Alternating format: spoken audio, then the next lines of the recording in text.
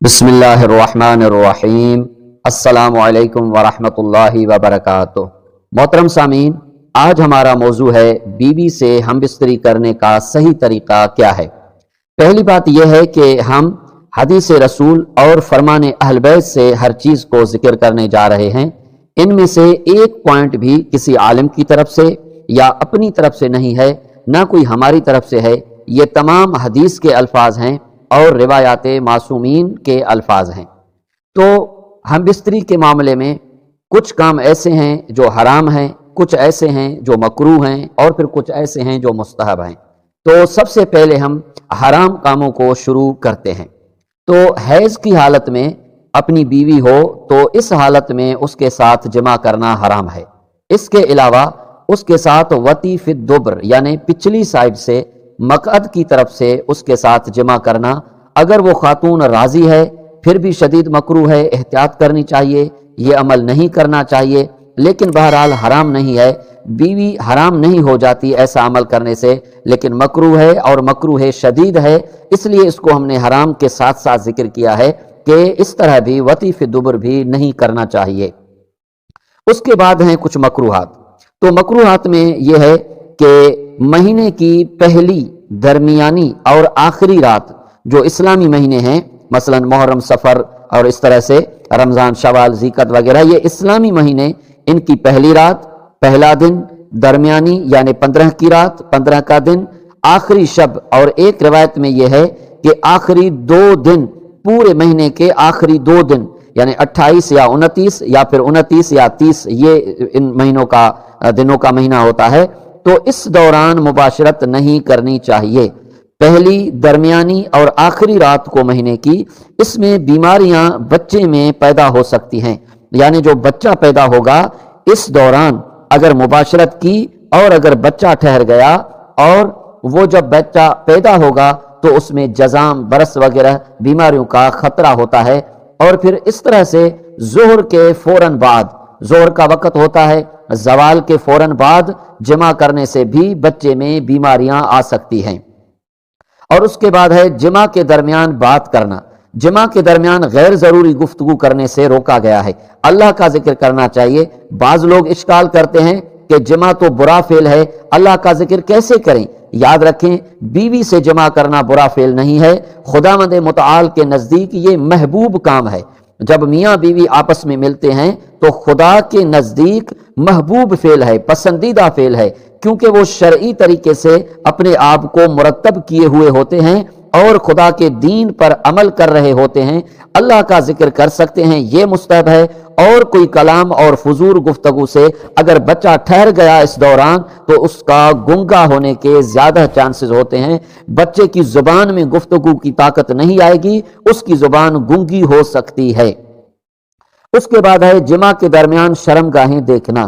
جمع ہو رہا ہے، مباشرت ہو رہی ہے، اس دوران میاں بیوی ایک دوسرے کی شرم گاہی دیکھیں گے تو بچے کے اندھا پیدا ہونے کے چانسز زیادہ ہوتے ہیں۔ یعنی یہ وہ صورتحال ہے جب ایسا کریں گے اور اس دوران اگر حمل ٹھہر گیا، جو بچہ پیدا ہوگا اس میں یہ اثرات ہو سکتے ہیں۔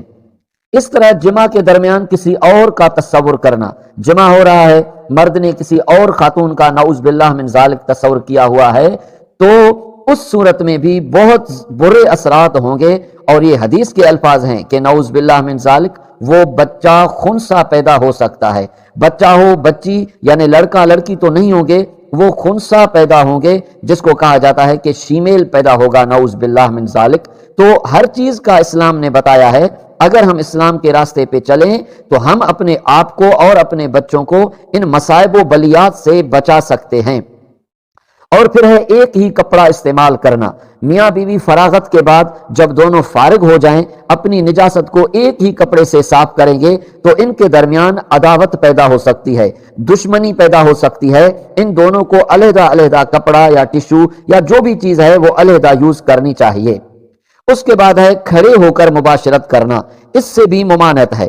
اگر کھڑے ہو کر مباشرت کریں گے، اس دوران اگر حمل ٹھہر جاتا ہے تو جو بچہ پیدا ہوگا وہ بستر میں پیشاب کرنے والا ہوگا، ہر وقت وہ پیشاب کرتا رہے گا اور چیزوں کو نجس کرتا رہے گا، اس کے پیشاب کرنے کی روٹین خراب ہو سکتی ہے۔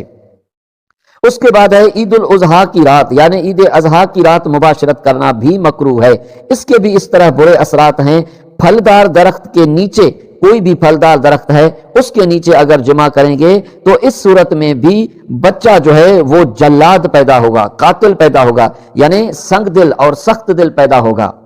اس کے بعد ہے جناب سورج کی شعاؤں کے سامنے، اس صورت میں میاں بیوی کو اپنے جسم سے خالی نہیں کر دینے چاہیے، یہ بھی مکروہ ہے۔ ان کے جسم کے اوپر تھوڑا سا کپڑا ہونا چاہیے کہ جو ان کو ڈھانپ لے۔ اس کے بعد ہے اذان و اقامت کے درمیان بھی مباشرت نہیں کرنی چاہیے۔ اور پھر حاملہ کے ساتھ وضو کے بغیر، اگر پریگننٹ ہے خاتون تو اس کے ساتھ اگر مباشرت کر رہے ہیں تو وضو کرنا چاہیے۔ ویسے بھی وضو کر کے جمع کرنا مستحب ہے، لیکن اس صورت میں زیادہ تاکید ہے کہ پریگننٹ خاتون سے جمع کرنے سے پہلے آپ وضو کر لیں۔ اور پھر ہے چھت پر جمع کرنا، کھلی چھت ہے اس کے اوپر میاں بیوی مباشرت کرتے ہیں تو اس کے بھی برے اثرات ہیں، یعنی بے شرم و بے حیا بچہ پیدا ہونے کے چانسز ہیں یا منافق پیدا ہونے کے چانسز ہے۔ اور پھر سفر کی رات جمع کرنا، آپ سفر کرنا چاہتے ہیں اگلے دن میاں بیوی یا ان میں سے کوئی ایک، تو بھی اس رات جمع کرنا مکروہ ہے۔ اور پھر کھانا کھانے کے بعد بھرا ہوا پیٹ ہے تو اس صورت میں بھی مباشرت نہیں کرنی چاہیے، جسم کو نقصان پہنچتا ہے، دماغ کی بیماریوں کا خطرہ زیادہ لاحق ہو جاتا ہے۔ اور پھر خوف و پریشانی کی حالت میں میاں بیوی سے دونوں یا کوئی ایک پریشان ہے یا خوف ہے تو اس صورت میں بھی مباشرت نہ کریں۔ اور پھر ہے کسوف و خسوف، یعنی وہی خوف کی حالت میں چاند گرہن کی وقت ہے یا سورج گرہن کا وقت ہے، یعنی آسمانی کوئی بھی خوف ہو، تیز آندھی ہے مثلا زلزلہ ہے، تو اس صورت میں مباشرت نہیں کرنی چاہیے۔ اور پھر ایک انتہائی اہم مرحلہ ہے کہ بچوں کے سامنے بعض دفعہ مکان تنگ ہوتا ہے، ایک کمرہ ہے یا ایسی صورتحال ہے کہ بچے آپ کے اور میاں بیوی کے مباشرت میں بچے آپ کے سامنے ہیں تو وہ جاگ نہ رہے ہوں، جاگ بھی نہ رہے ہوں، اگر وہ سو رہے ہیں، ان کی نیند اتنی پکی نہیں ہے کہ آپ کی آواز، مباشرت کی آواز، آپ کی جو مباشرت کے درمیان آوازیں نکلتی ہیں یا آپ کی سانس نکل رہی ہے، بچہ اتنا قریب سویا ہوا ہے، لیٹا ہوا ہے، آپ کو دیکھ رہا ہے یا آپ کو سن رہا ہے، اس صورت میں نعوذ باللہ من ذالک، یہ حدیث ہے کہ نعوذ باللہ من ذالک کہ وہ بچہ زانی یا زانیہ پیدا ہوں گے، لڑکا ہے یا لڑکی، ان میں زنا کی غلط عادت قدرتی طور پر ان کے والدین کے اس فعل سے آ جائے گی۔ اور پھر ہے قبلہ رخ ہو کر، مرد قبلہ رخ ہو کر مباشرت نہ کرے۔ اور پھر ہے احتلام کی حالت میں، مرد کو احتلام ہو گیا ہے تو اس صورت میں بھی مباشرت نہ کریں، احتلام کے بعد غسل کریں پھر مباشرت کریں۔ لیکن اگر پہلے مباشرت کی ہے پھر غسل نہیں کیا ہے پھر دوبارہ مباشرت کرتے ہیں تو یہ مکروہ نہیں ہے۔ دو مباشرتوں کے درمیان وضو کر لیں تو یہ مکروہ نہیں رہتا، وضو بھی نہیں کیا کلیاں کر لیں، ہاتھ دھو لیں تو کراہت دور ہو جائے گی۔ لیکن اگر احتلام ہوا ہے اس کے بعد پھر آپ غسل کریں پھر مباشرت کریں، اگر احتلام کے بعد آپ مباشرت کریں گے تو یہ مکروہ ہے۔ اور اس کے بعد ہے دوبر میں وطی کرنا، یعنی کہ مقعد کی طرف سے بیوی کو مقعد میں مباشرت کرنا، اگرچہ وہ راضی ہے پھر بھی مکروہ شدید ہے۔ اب حرام ذکر کر چکے ہیں، اب ذرا مستحبات مباشرت کی طرف آتے ہیں۔ تو کہتے ہیں کہ بسم اللہ پڑھ کر جمع شروع کریں اور باوضو ہوں، پیار سے پیش آئیں، یہ بھی حدیث ہے، روایت ہے کہ پیار سے پیش آئیں، بیوی کو اپنی محبت دینی چاہیے، سنگ دلی، سخت دلی اور جلدی کا کام نہیں کرنا چاہیے۔ اور پھر ہے کہ جلدی نہیں کرنی چاہیے، بیوی سے شفقت، محبت اور اس عمل کے درمیان لذت ہونی چاہیے۔ اس کے بعد ہے سوموار کی رات، مستحب ہے کہ اس رات اگر مباشرت کریں گے بچہ ٹھہر جاتا ہے تو وہ بچہ حافظ قرآن پیدا ہوگا، یعنی اس کے اندر حفظ قرآن کی طاقت بہت زیادہ ہوگی۔ پھر ہے کہ منگل کی رات، اگر آپ منگل کی رات مباشرت کریں گے اور حمل ٹھہر گیا تو اس سے پیدا ہونے والے بچے کے اندر شہادت کا شوق ہوگا، وہ شہید ہونے کا شوق رکھتا ہوگا اور اس کے اندر قدرتی طور پر یہ شہادت کا شوق پیدا ہوگا۔